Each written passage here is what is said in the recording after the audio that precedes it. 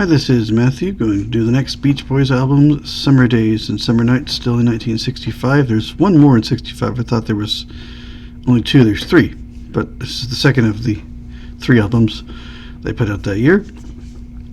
I guess the last one didn't do as well, but Cabin wanted more big hits. They went kind of a little bit more simple as far as maybe themes go, but not really. They're still the same kind of arrangements. They did get two big hits off of it, so it did work. They also reworked Help Me Rhonda, which I think the second one is better. Anyway, that's one I'm used to hearing more anyway. But that is that with that one. It is very reworked, so it's a much better thing. But yeah, it's a good album and stuff. Also, we introduced Bruce Johnston, who I guess replaces him in touring. He is on here in different places on the album, so he becomes his tour replacement for at least the foreseeable future. I'm not sure for how long, but he is a tour replacement for Brian Wilson, so he can just not have to worry about it and do other stuff and not worry about things, I guess, since yeah, the nervous breakdown and everything that happened in 64. It's a very good album, though. Very intricate. There's lots of strings and stuff going on. So we'll go look at that and see what everything is, and check our personnel and everything on Summer Days and Summer Nights. Again, no album, no song names for the album. Just an album title again. And we'll decide one. And also, there's no stereo mix on this either. There was one in 2012, but there wasn't originally, just like the last album. There wasn't one. We start out with The Girl from New York City,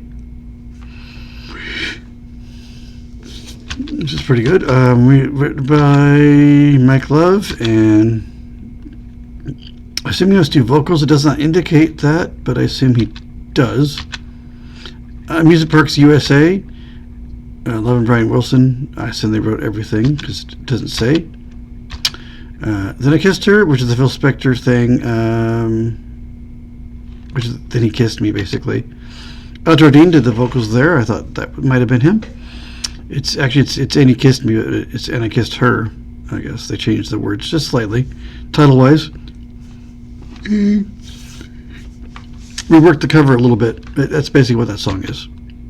So if you heard that, you've heard basically this, but it's a good version. Then we have Salt Lake City. Wilson and Love on that one. Girl Don't Tell Me is next. Brian Wilson and Carl Wilson sang it. Help Me Rhonda, of course. Al Jardine again. Even doing the reworked one. So that's great. And then side two, we have California Girls, that great song. Is it up and up side two? That one, Help Me Rhonda, were the two big hits from here. Love and Wilson, of course, on vocals. And then we have Letterman Wild, Brian Wilson. Yeah, that was a good one. You're So Good to Me with Brian Wilson, vocals. And then Summer Means New Love, Brian Wilson wrote that one, and it's an instrumental. It's kind of a cool one. Hadn't had an instrumental for a little bit of time here. And a funny thing Brian Wilson wrote called I'm Bugged at My Old Man, which is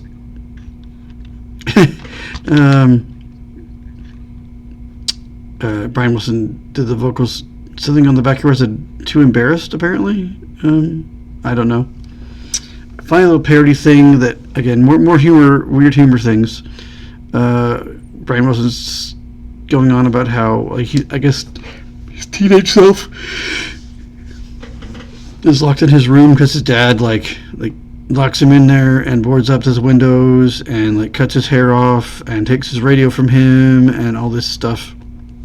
It's kind of a parody of oh, my dad is awful, but he really probably kind of was that way, but it's tongue-in-cheek kind of, but I don't know how well any of them were treated by Murray. I don't know much about that.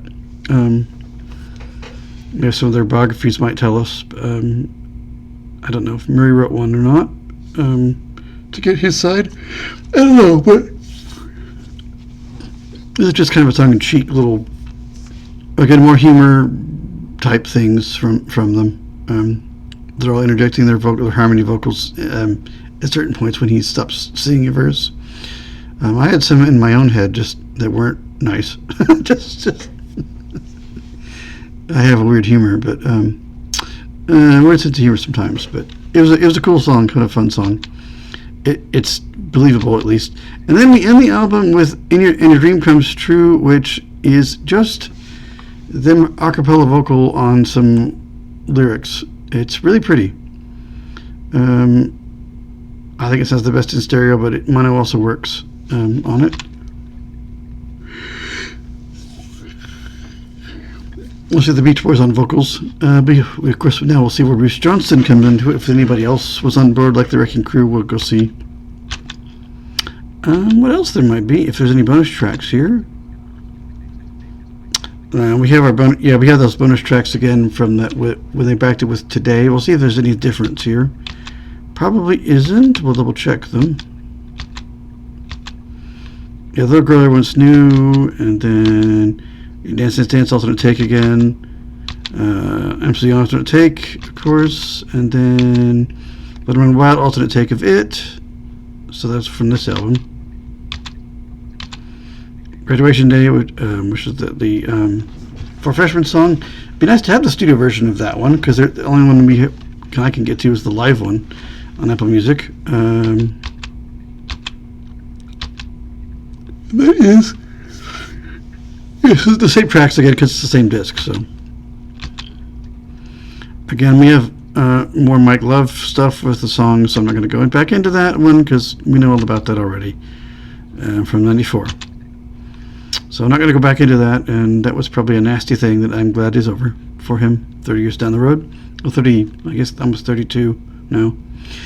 Personnel, Dean lead, harmony and backing vocals, electric rhythm guitar, bass guitar, and hand claps. Bruce Johnston, here he is, harmony and backing vocals, acoustic grand piano, acoustic Hammond organ, and cellist. I don't know what that is. I'm sure my screen reader is totally butchering that. I don't know what that is. I'm sure it's wrong. And castanets and hand claps, of course. Yeah, there are some castanets. Mike Love, lead, harmony, backing vocals, hand claps. Brian Wilson, lead, harmony, backing vocals, bass guitar, acoustic, upright piano, Hammond organ, and hand claps, it says. Carl Wilson, lead, harmony, backing, and lead rhythm, acoustic, and 12-string guitar, and bass guitar, and hand claps, I should say.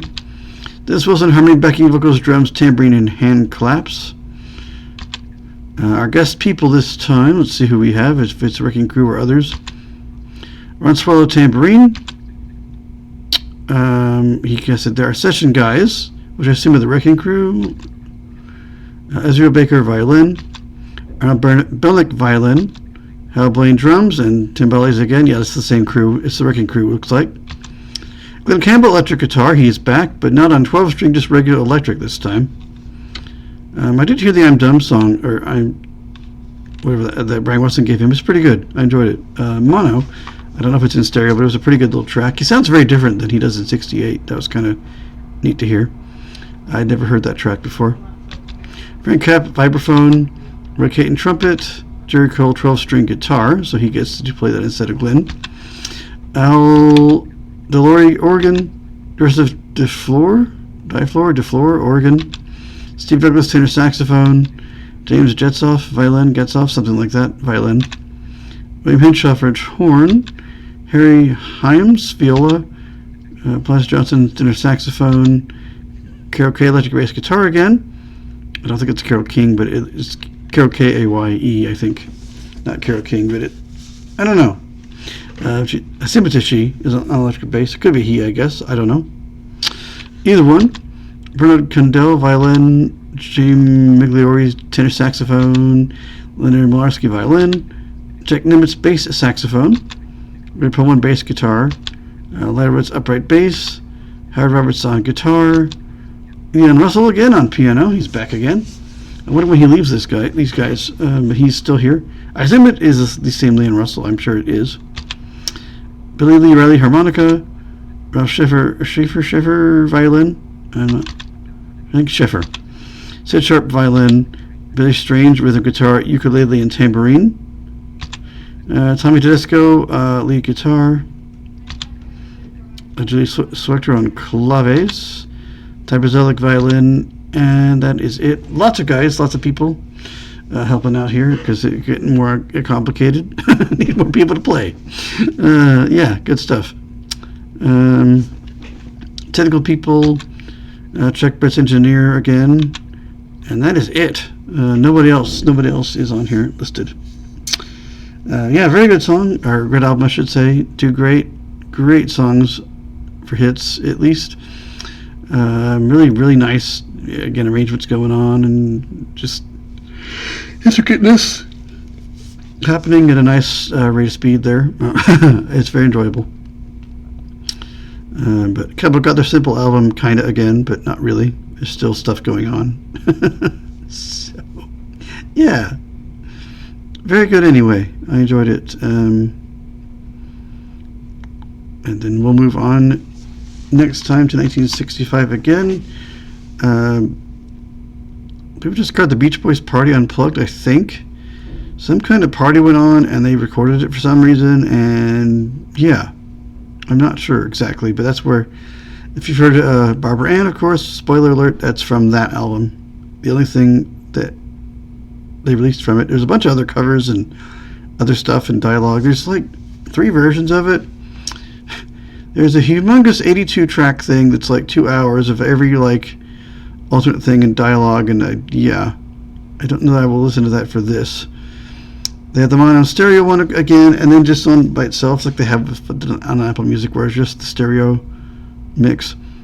I will go with the second one.